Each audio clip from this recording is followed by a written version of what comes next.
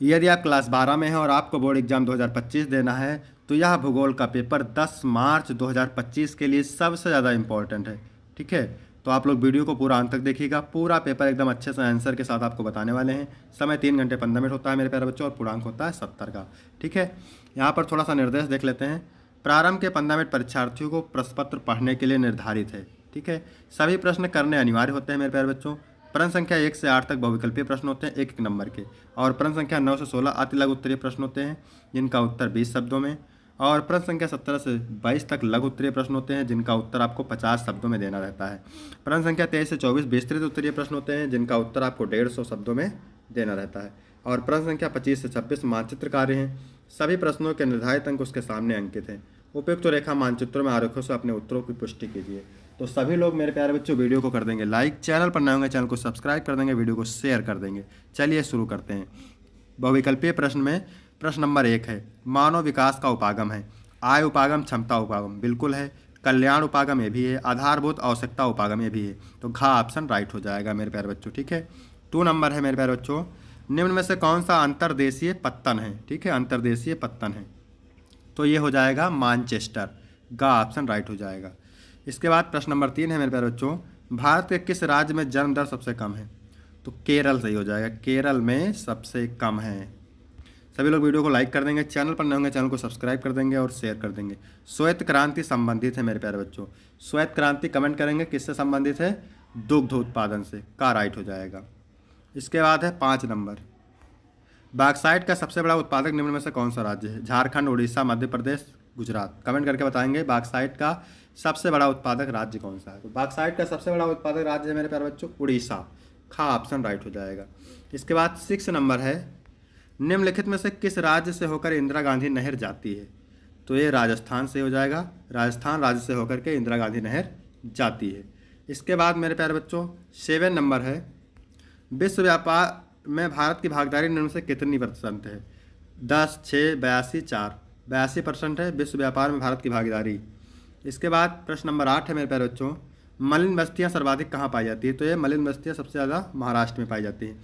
अब यहाँ पर हम बात करेंगे अति लघु उत्तरीय प्रश्न की। ठीक है मेरे प्यारे बच्चों, अति लघु उत्तरीय प्रश्न है ये, और उत्तर आपको प्रत्येक उत्तर के लिए 2 अंक मिलेगा, और उत्तर लगभग आपको 20 शब्दों में देना है। मानव भूगोल को परिभाषित कीजिए। तो देखिए, मानव भूगोल भूगोल की वह शाखा है, मानव भूगोल भूगोल की वह शाखा है जो मानव समाज, उनकी गतिविधियों, संस्कृति, आर्थिक गतिविधियों और पर्यावरण के साथ उनके संबंधों का अध्ययन करती है। यानी मानव भूगोल भूगोल की वह शाखा है जो मानव समाज, उनकी गतिविधियों, संस्कृति, आर्थिक गतिविधियों और पर्यावरण के साथ उनके संबंधों का अध्ययन करती है।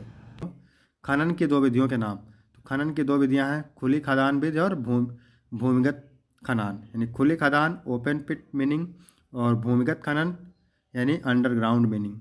इसके बाद है 11 नंबर प्रश्न में प्यारे बच्चों, मानव विकास के 4 घटकों के नाम लिखिए। तो मानव विकास के 4 घटक कौन कौन से हैं। आय है, स्वास्थ्य है, शिक्षा है, सततता और समानता है। ठीक है, इसके बाद मेरे प्यारे बच्चों 12 नंबर है, क्या कह रहा है, घरेलू कुटीर उद्योग क्या है। तो घरेलू कुटीर उद्योग वे छोटे उद्योग हैं जो परिवार के सदस्यों द्वारा घर पर ही कम पूंजी, सादे उपकरणों और स्थानीय कच्चे माल का उपयोग करके चलाए जाते हैं।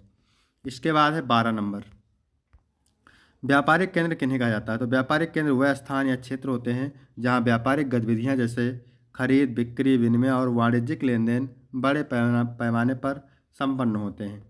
इसके बाद है 14 नंबर। 14 नंबर क्या कह रहा है, प्रतिभूमि के प्रकार बताइए। तो प्रतिभूमि के 2 मुख्य प्रकार होते हैं, एक है स्थायी प्रतिभूमि यानी परमानेंट फॉलोलैंड, वह भूमि जो लंबे समय से कृषि के लिए उपयोग में नहीं लाती। स्थायी प्रतिभूमि क्या मतलब, वह भूमि जो होती है जो अधिक समय से क्या है खेती के लिए खेती नहीं की जाती है। अस्थायी प्रतिभूमि वह होती है जो भूमि जो कुछ समय के लिए कृषि से खाली छोड़ी जाती है ताकि मिट्टी की उर्वरता पुनः प्राप्त हो सके। इसके बाद है मेरे प्यारे बच्चों 15 नंबर, क्या कह रहा है, भारत में जल प्रदूषण के 2 कारण। तो जल प्रदूषण के 2 कारण निम्न हैं, पहला उद्योगों का अपशिष्ट यानी उद्योगों से निकलने वाले रासायनिक और विषैले पदार्थ बिना शोधन के नदियों और जलाशयों में छोड़े जाते हैं। दूसरा है घरेलू अपशिष्ट, घरों से निकलने वाला सुएज, गंदा पानी और कचरा सीधे जल स्रोतों में बहा दिया जाता है। इसके बाद है 16 नंबर, बहुउद्देशीय नदी घाटी परियोजना क्या है। तो बहुउद्देशीय नदी घाटी परियोजना वह परियोजना है जिसमें एक ही नदी पर बांध बनाकर जल विद्युत उत्पादन, सिंचाई, बाढ़ नियंत्रण, मछली पालन, पेयजल आपूर्ति और जल परिवहन जैसे अनेक उद्देश्यों को पूरा किया जाता है।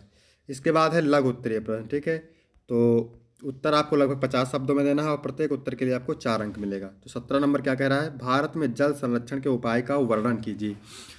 भारत में जल संरक्षण के उपायों में वर्षा जल संचयन, पारंपरिक जल स्रोतों का पुनरुद्धार, जलाशयों और नदियों की सफाई, टपक सिंचाई और फव्वारा सिंचाई का उपयोग, जल प्रबंधन शिक्षा और जन भागीदारी शामिल है। साथ ही अपशिष्ट जल का पुनर्चक्रण और सतत जल उपयोग को भी बढ़ावा दिया जाना चाहिए। इसके बाद है 18 नंबर। ये क्या कह रहा है मेरे प्यारे बच्चों, इंदिरा गांधी नहर के कमान क्षेत्र के 4 लाभ। तो इंदिरा गांधी नहर के कमान क्षेत्र के 4 प्रमुख लाभ निम्न हैं। पहला है सिंचाई सुविधा। ठीक है, राजस्थान के शुष्क क्षेत्रों में कृषि के लिए जल उपलब्ध कराकर उत्पादन बढ़ाया। पेयजल आपूर्ति, ग्रामीण और शहरी क्षेत्रों को पेयजल प्रदान किया। हरित क्रांति, रेगिस्तानी भूमि को उपजाऊ बनाकर हरित क्रांति को बढ़ावा दिया। जलवायु सुधार, वृक्षारोपण और हरियाली से मरुस्थलीकरण को नियंत्रित किया गया। इसके बाद है स्वच्छंद उद्योग की व्याख्या कीजिए। स्वच्छंद उद्योग उस उद्योग को कहा जाता है जो किसी स्थान विशेष पर सीमित प्राकृतिक संसाधनों पर निर्भर नहीं रहता, बल्कि अपने उत्पाद की प्रक्रिया और कच्चे माल की प्राप्ति के लिए व्यापक स्थानों पर फैला होता है। यह उद्योग आमतौर पर बाजार की मांग और कच्चे माल की उपलब्धता के आधार पर चलता है। ठीक है, इसके बाद है 20 नंबर। ये क्या कह रहा है मेरे प्यारे बच्चों, मानव विकास सूचकांक को स्पष्ट कीजिए। मानव विकास सूचकांक एक संकेतक है जिसका उपयोग देशों के लोगों की समग्र भलाई और सामाजिक आर्थिक विकास के स्तर को मापने के लिए किया जाता है। यह 3 प्रमुख घटकों पर आधारित होता है। पहला घटक है जीवन प्रत्याशा। ठीक है, लोगों की आयु और जीवन स्तर को मापता है। दूसरा है शिक्षा का स्तर, पढ़ाई की औसत अवधि और साक्षरता दर को मापता है। अवधि आर्थिक आय, व्यक्ति की औसत आय को मापता है। इसके आगे लिखेंगे देशों के बीच सामाजिक आर्थिक समानता और विकास के स्तर की तुलना करने के लिए महत्वपूर्ण है। ठीक है, क्या महत्वपूर्ण है, मानव विकास सूचकांक यानी HDI। इसके बाद 21 नंबर है मिश्रित कृषि क्या है। मिश्रित कृषि की 2 विशेषताएं। तो मिश्रित कृषि वह प्रकार की कृषि है जिसमें एक ही खेत में फसल उत्पादन और पशुपालन दोनों साथ साथ किया जाता है। मिश्रित कृषि की 2 विशेषताएं। पहली विशेषता है विविधता। क्या, विविधता, एक साथ फसलें और पशुपालन करके जोखिम को कम किया जाता है। दूसरा है संपन्नता, यह कृषि पद्धति खाद्य सुरक्षा और आय को सुनिश्चित करने में मदद करती है। इसके बाद है मेरे प्यारे बच्चों 22 नंबर। साझा संपत्ति किसे कहते हैं। भारत के किन्हीं 4 साझा संपत्ति संसाधनों के नाम बताइए। साझा संपत्ति वे संसाधन होते हैं जो आम जनता के लिए खुले होते हैं, किसी एक व्यक्ति के स्वामित्व में नहीं होते, बल्कि समाज में सभी सदस्यों द्वारा उपयोग किए जाते हैं। भारत में 4 प्रमुख साझा संपत्ति संसाधन हैं, जैसे नदियाँ, वन, समुद्र तट और वायु। ये सभी संसाधन सभी नागरिकों के लिए समान रूप से उपलब्ध होते हैं। इसके बाद है विस्तृत दीर्घ उत्तरीय प्रश्न। ठीक है, प्रत्येक का उत्तर लगभग 150 शब्दों में देना है और प्रत्येक उत्तर के लिए 6 अंक मिलेंगे। मानव भूगोल का अर्थ, प्राकृति एवं क्षेत्र बताइए। मानव भूगोल का अर्थ, प्राकृति एवं क्षेत्र। तो मानव भूगोल का अर्थ है मनुष्यों और उनकी गतिविधियों का भूगोल। यह शाखा मनुष्य के समाज, संस्कृति, आर्थिक क्रियाकलापों, जनसंख्या वितरण और उनकी प्राकृतिक पर्यावरण के साथ बातचीत का अध्ययन करती है। मानव भूगोल में न केवल प्राकृतिक प्रक्रियाओं की जांच होती है, बल्कि यह भी समझने की कोशिश की जाती है कि कैसे मनुष्य अपने आसपास की भूमि, जलवायु, संसाधनों और संस्कृति को प्रभावित करते हैं। इसके बाद है प्रकृति। प्रकृति में इसमें भौगोलिक कारकों और मनुष्यों के बीच संबंधों की गहरी जांच होती है, क्षेत्र की दृष्टि से। ठीक है, मानव भूगोल विभिन्न स्थानों और उनसे जुड़ी मानव गतिविधियों के सांस्कृतिक, सामाजिक और आर्थिक भिन्नता का विश्लेषण करता है। उदाहरण के लिए विभिन्न देशों, शहरों या राज्यों की मानव गतिविधियाँ क्षेत्रीय स्तर पर कैसे भिन्न होती हैं, यह इस विषय में महत्वपूर्ण अध्ययन है।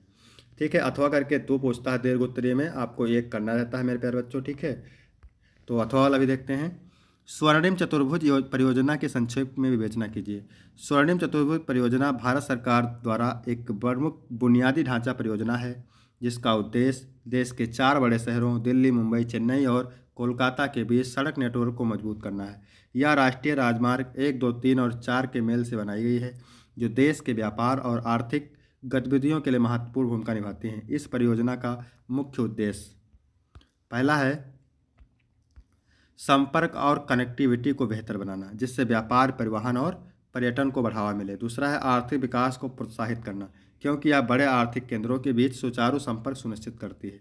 इसके बाद तीसरा है ग्रामीण क्षेत्रों का विकास भी इससे होगा, क्योंकि बेहतर सड़क नेटवर्क इन क्षेत्रों को प्रमुख शहरों से जोड़ेगा।